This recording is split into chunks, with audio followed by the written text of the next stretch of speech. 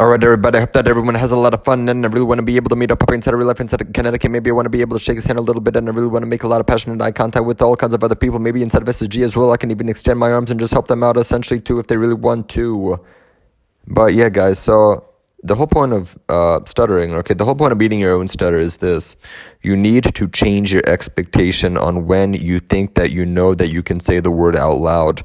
So you know already that if the teacher says to let's go around the room, and if you're inside of a classroom and the teacher says that, right, you're gonna automatically feel the intentionality on speaking happens way too fast. So now you're essentially stuck waiting for like 2 minutes, already know that you're gonna encounter a hard block, and then you essentially have no idea what you're really gonna be able to say next at that point, right? So now you have the words in mind that you're interested in saying, but you already know that you can't say anything, and then the teacher says your name, and then at this point you have a lot of adrenaline because now the fear of consequences is there, which is embarrassment or just people staring at you, laughing at you, smiling at you, or thinking that you're weird, right? So yeah, that is ultimately a problem. It is very annoying to deal with. So that is why you really have to go outside, make the opportunity, stop just waiting when the teacher says your name. Actually go out there and really practice the timing of the intent to speak, because you need to wait for your mouth to move to the right position first before the intentionality on speaking out loud. If the intent happens way too early, before the mouth movement, you're gonna have a hard block. If it happens slightly before the mouth moves, then you're gonna have a stutter at that point, right? And then if it happens slightly after, it is the stutter state. Then if it happens a bit after, then you're completely fluent at that point. Okay, so that is why you really have to go back and just watch all these other videos I've essentially made about stuttering and or anxiety, because it will really help you to understand exactly what's happening, okay? The framework is there already. I've already come up with the theory, and I think it's completely accurate, and that is exactly why I spent so much time essentially making all these videos for you guys, okay? Now, the only thing that you have to be able to do essentially is to really practice the application of it, okay? The application is able to be very effective only because the theory is accurate and very effective as well. Right, so the application itself is something that you really have to practice over and over and over again, be more consistent, be very motivated as well. I have also made a video on that too, how to stay motivated, and yeah, so on and so on. So that is how you get a lot more fluency in a shorter amount of time. Obviously, people like fast results, so that should be the case for you if you can just follow these steps, the things that I said inside of this video or inside of the other videos as well. Stuttering itself is able to be beaten, no doubt about that. It is able to really be extremely powerful, for you to become a lot more fluent. I know there's stutters out there who have some coping mechanisms who say, well, actually stuttering is a part of my identity, so I don't really want to stop it, and yet they also complain about stuttering. So look, the only thing I will say is this: it is not about accepting your stutter. Accepting the stutter simply means that the fear that stuttering leads to, such as the fear of stuttering or the fear of embarrassment, that may reduce simply by accepting the stutter or accepting stuttering in front of other people, and that's completely fine, obviously, right? Except if we're talking about stopping the stutter itself, we then have to take a look at the underlying causes of the speech impediment itself and really understanding exactly what's actually making it happen.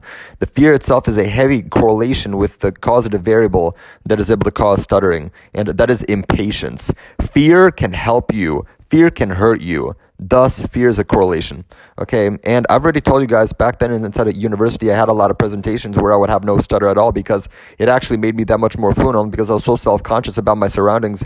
I was really, really paranoid that other people would see me and stare at me and think I'm weird or strange, etc., right? And that is why the fear actually made me that much more patient every time I would speak. I would only start speaking when I knew that I could actually say the word out loud.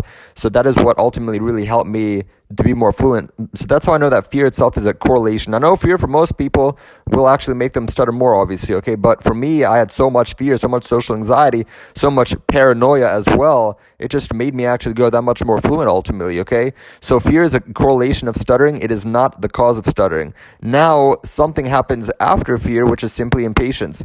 So that is the whole point I've been trying to say this whole time. You don't have to stop fear itself entirely, okay? That's a bit impractical. Now, yeah, obviously, fear is able to be reduced if it's through exposure therapy or just avoidance behaviors, that's fine.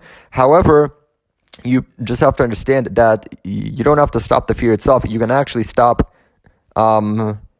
the impatience aspect of it. Okay, the impatience is what makes you stutter.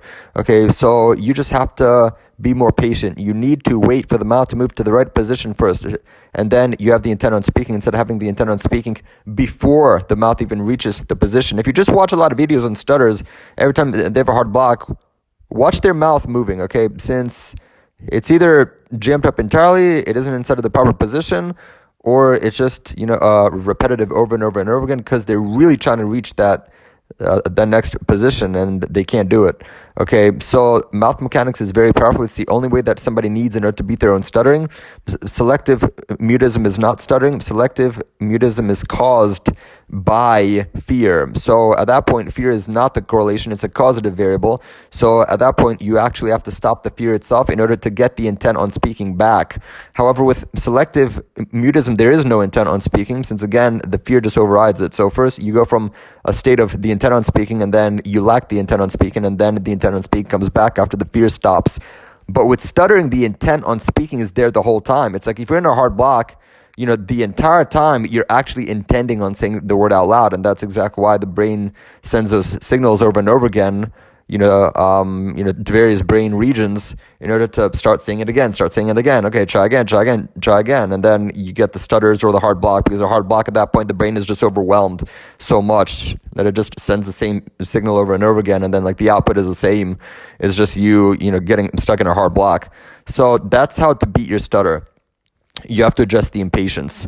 And at first, yes, it will take a lot of conscious effort at first, just like with everything else. If you have to study physics, right, like quantum mechanics, obviously you're gonna need conscious effort.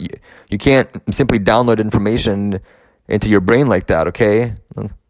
So that's why for stuttering, it's the same thing. At first, you're gonna need that conscious effort and really practice the mouth mechanics down. And then after that point, it will make speaking that much easier for you. No doubt about it. And then afterwards, I can even rap a little bit like this. I can just have a bit of a freestyle. I'm not even really saying anything meaningful at this point in time. Okay, but yeah, that's ultimately the point. This is the recap video of how to beat stuttering, how to beat selective mutism, and then I will also make a lot of videos on how to beat anxiety as well, because a lot of people out there really are interested in knowing how to beat their own anxiety, because anxiety is not only heavily correlated with stuttering, but it is also itself a problem all on its own. So yes, this video, I hope that I've already shared a lot of information with you guys, and I hope it really is able to help you out a lot. And right now, I'm at around a 97% fluency when it comes to my speaking. I don't have a script in front of the computer or anything. I'm speaking out of my mind, essentially. And yes, I can easily change the subjects, as Puppy's a bit afraid of at times, that he thinks that's what makes stuttering. No, I'm just messing. But yeah, guys, so in all seriousness, so back to it again, like, stuttering itself is able to be beat. Okay, change the mindset that you can actually beat stuttering. I know there's stutters out there who have a lack of a mindset that they can actually beat their stutter, and so they don't beat their stutter. They've simply already given up. They've tried a lot of things for many years, and it hadn't really helped them out. Speech therapy failed for them. Maybe, who knows? I've heard that a lot, actually.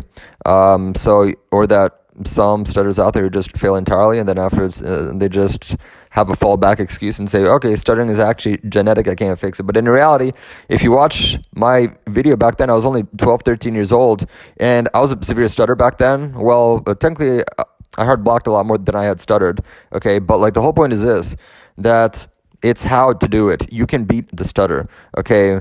If you do a compare and contrast from me back then, okay, to me right now, you're gonna see a massive difference. It will seem impossible because I'm actually better speaker. I'm a better speaker than 99% of non-stutters out there at that point, since I really practiced it that much. I really honed down these skills, and also the ability to speak better, to speak more fluently. That's how I know stuttering is learned, because a speech technique is not able to override my genetic makeup. That makes no sense at all, and I've no idea why all these other people that have the coping mechanisms out there just say, well, actually, it can override your genes. Well, okay, that makes no sense at all. If I can just set my mouth, before the intentionality on actually speaking out loud, I can't see how that, changes my DNA magically. But the whole point is this: stuttering is learned, and by learned, I'm not saying you picked it up from somebody else. I simply mean that you naturally acquired it the wrong way. It's like with handwriting too. It's like nobody just holds your hand, the entire time. You have to naturally learn how to handwrite yourself. And if you naturally learned it the wrong way, then you'll simply have like worse handwriting compared to many other people out there. Speaking is the same thing. You just naturally learn how to talk, and lots of people out there have naturally learned it the right way. Except if you haven't, then chances are you're gonna have a problem, and then you have to relearn how to do it. And the problem is with stuttering, it makes it that much more worse. It just makes it harder, right? And so that's why stuttering is an emergent property of learning, essentially. Okay, it is not a brain disorder. Okay, it simply can't be. A technique isn't able to just make me fluent and just override a brain disorder either. I know like lots of people who have like no understanding of neuroscience will say, well, it's a brain disorder. Well, no, it's not. So yeah, anyways, if you have any questions, please leave them inside of the comments below, and I hope that you guys enjoyed this recap video very much. And from this point forward, I'm going to be doing social exposure therapy videos, and these are videos that a lot of people have been waiting for me to do for a long time. I have a lot of fun making them as well inside of public, and yeah, I might get some weird looks here and there, but I think exposure therapy is very effective, very powerful. I'm not saying it's the end all be all. Okay, I'm just saying it is a very powerful thing to do. And then of course I have other videos lined up too. I know other people are interested in seeing me also doing Om TV and Monkey app videos too with stuttering exposure therapy, which is it's like virtual exposure therapy, which is very effective as well. In fact, sometimes it's a bit harder than social exposure therapy. It really depends on your strengths and weaknesses, right? Yes, anyways, I hope that you guys found this video extremely helpful, and I will wait and see you guys for the next one. Please subscribe, leave a comment, join our Discord server, the Stuttering Empire. We've been up for over 2 years now. Anyways, I hope that you guys have a lot of fun and have a very nice day and very nice future days as well. Please understand that stuttering is able to be beat. No doubt about that, no matter what. Have a good one. See ya. Bye.